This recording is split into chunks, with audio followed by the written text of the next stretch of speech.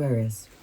So I'm doing this reading, which is about how to find your North Star. This is to see if you want to stick around, how to decide how to orientate yourself at the beginning of this year, or whenever you come across this video.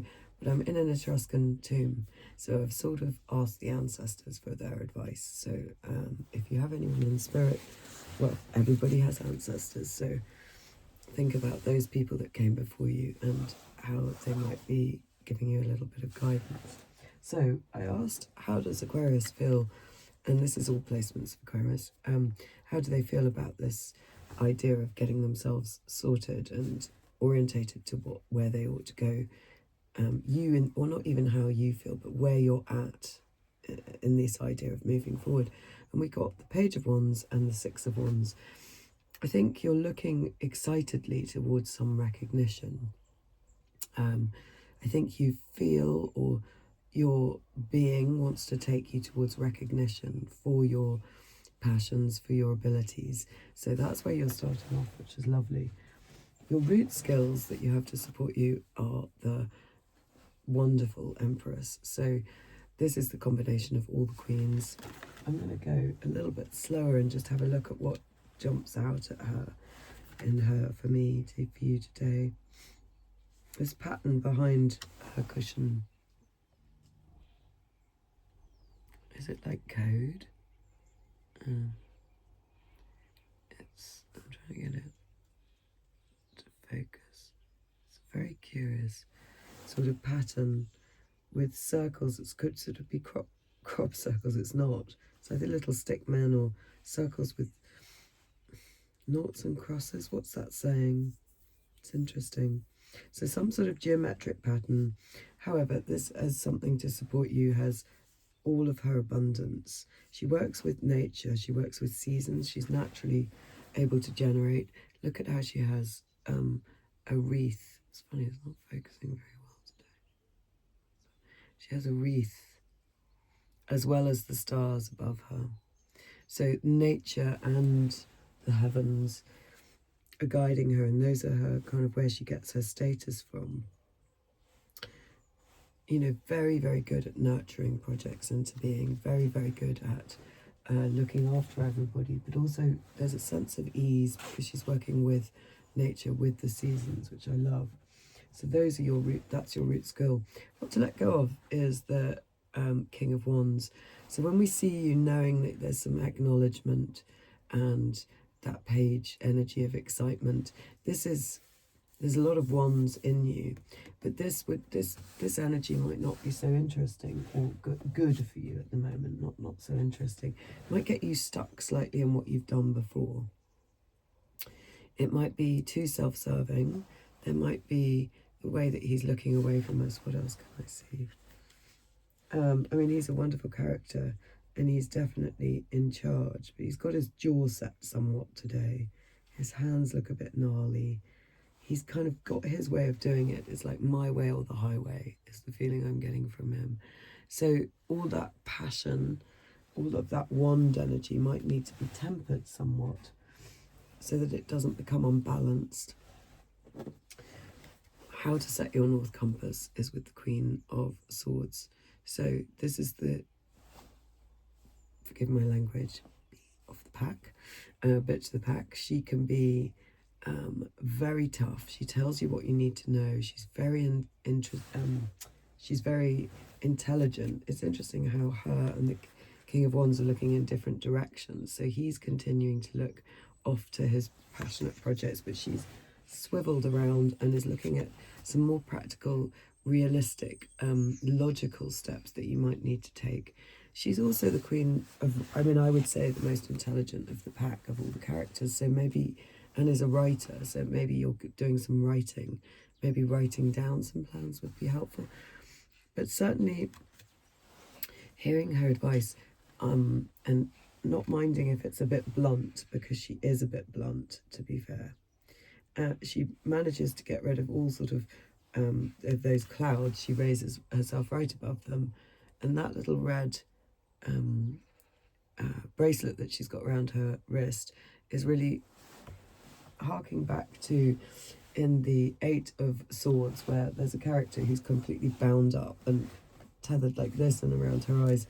And the Queen of Wands would come along and just cut it all off using her sword of truth. So something about truth, the ancestors are saying, to orientate you to this kind of success that's coming. And her incredible toughness mixed, and she does make up part of the Empress as well, because the Empress is all the queens, but mixing the generosity and the fecundity of the Empress, the ability to create naturally babies, projects, creativity, mixing with the swords, Aquarius, that with the Queen of Swords is going to give you a bit of an edge, because it's just leading that kind of creative process very logically and looking at any details that you need to look at along the way. And where it's all going, to this lovely Page of Cups. So some imagination, some delight.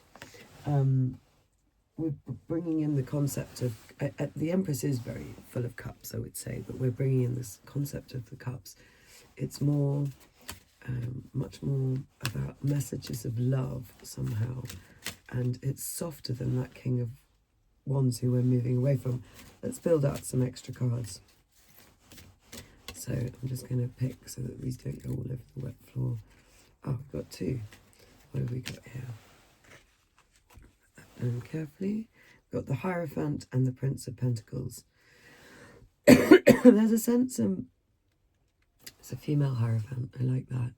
There's a sense that you might be teaching, I think, with this, with these acolytes at her sort of kneeling in front of her. Yeah, you might be learning to teach, because the Page of Pentacles is about learning, and learning in a consistent way. So either you are learning to teach, or learning through teaching, or you're teaching others. There's something very wise that you've got to teach them, and that would make sense when I see the Empress at the base, because she would look after that kind of energy of those children. And we have got the Page of Wands, the excitable Page of Wands, in your orientation. Are you a teacher? I wonder, because we also end up with the page of this sort of poet, this young messenger of love. There's a lot of young people. You might have some role to play in teaching young people, or certainly young parts of yourself. Let's see if we can build this out a bit more with some more tarot. Again, I'm not going to let that jump out. I'll just give it a quick shuffle. So explain to us, what Aquarius, what's this young energy that they're doing, that they're dealing with? I mean, the Prince of Pentacles actually, the Prince of Pentacles is actually the Knight of Pentacles. So consistently, so there might be some young energies around, but consistently, the Knight of Pentacles, sorry, I got it wrong because of the way that they've named these in this pack. The Knight of Pentacles consistently does action daily, and with the Hierophant, it would say in a traditional form, or in a form that is very consistent, related to your tradition somehow, or something that you've done before. Make something a habit. That's what it feels like. That's exactly it. So the Hierophant, making something a habit by doing something consistently every day. That's what you're being asked to do. What can you do every day? Habit stacking. Have you ever looked into that? What is there that you could do every day? And it's going to take you to success with all these lovely cards around you. Wow, we've got the Tower and the Star. Wow, these are not... Those two come one after the other in the deck, but this is a shuffled deck. Yeah, it's a completely shuffled deck, so that's interesting. So it's saying to me, and this is exactly how they work. It says the Tower takes down structures that are not good for you, that are taking you in the wrong direction, that you might have, in this illustration, dearly loved and held on to, but they're not right for you. You're building in the wrong place. And what comes after the Tower is this beautiful healing of the Star. she puts everything to rights again. I like that the Taj Mahal is in this one, that she has wings, and she's on a giant lotus in the background. It's really wonderful. There's kind of botanicals behind her. The Taj Mahal, and a monument to great love. She follows her star. She's about healing, and she's about connecting to ancestors. So this tells me, Aquarius, there might have been some shocks in the past, that little short, sharp shocks, maybe big shocks that have set you in a new direction, but you're firmly on that path with the star, learning to heal from this, which is fantastic. Maybe the Queen of Swords has been the one that is the part of you that has to face that something might not be being built on the right foundations. Remember how I said that she can be a bit of a tough speaker. So she might be the one pointing out that something is not going in the right direction at the moment. It needs a correction, something needs to come down, and then you can reorientate yourself into the position of the star, who really is making everything so much better, healing, reorientated to where you need to go. So I'm just checking I haven't got any of these cards in here. No. Oh, yep, we've got a couple. I'm going to call you, I know that's one of the next cards that we're going to do. So I'm going to pull you a couple of oracles now. One is a creativity oracle. These ones are something else. I can't remember their name. And one of them has fallen. And it's Cuddle and Cradle. Gosh, that's beautiful. So as we're in the space of the ancestors, I have got my moon in Aquarius, so I guess I relate to this somewhat. Cuddle and Cradle here for me is talking about my love of my beautiful dog who passed a couple of years ago, and the delight in touching him and wishing I could hold him again. Maybe someone's lost a pet. Maybe there's some comfort needed. If it's nothing to do with that, maybe there's some comfort needed in this time of change and expansion that you're going through. Maybe there is some way of comforting yourself, cradling yourself. I was with someone over New Year who had some wonderful advice about movement generally. It's coming to me, so I'm going to say it. By the way, I'm surrounded by three clovers down here, so I keep thinking, is there a four-leaf one? It feels quite lucky. She said rocking. Rocking is very soothing, obviously, for the body. So that brings that to mind. And if you've got any issues physically, rocking might be a good way of sort of soothing, or if you're feeling emotional. This is probably talking about this tower, holding yourself in a kind of calm, held space as you heal a bit, and reorientate towards this beautiful Page of Cups. Right, I'm going to pull you one more card, which is from the Creativity deck. Let's have a look. It's a great big deck, and I don't want this one going all over the floor. Oh, that's interesting. Cuddle and Cradle. I have got, it's the Dream Song Oracle. I think I might read you the card from that, because that's kind of interesting to me. Cuddle and Cradle, but of course I've put it back. Oh no, it's over there. Number 35. Cuddle and Cradle. Now is the time to rest. Okay, it's a good time to rest on a Sunday when I'm recording this. Let go, cease the endless cycles of productivity, abolish your white-knuckled resiliency, lay your cheek along the luminous and sensuous, lean into the earth's solid ground and feel the support waiting for you there. Curl into the wisdom of the world where all seasons are allowed, including the one of rest and recuperation. Surrender isn't defeat, it's the sacred pause that allows you to use all your senses to receive a new vision. This is the domain of the divine feminine, the Empress. Listen to her, encourage your receptivity. There are times when effort only creates futility and extends suffering. This is one of them. Something new wants to communicate with you and is awaiting your presence. Surrender, enter the power that is the sacred pause. I wonder whether that's a wild boar I hear down there. That's so beautiful for a number of reasons, because also the same lady that talked to me about rocking also spent a lot of time talking about movement as play.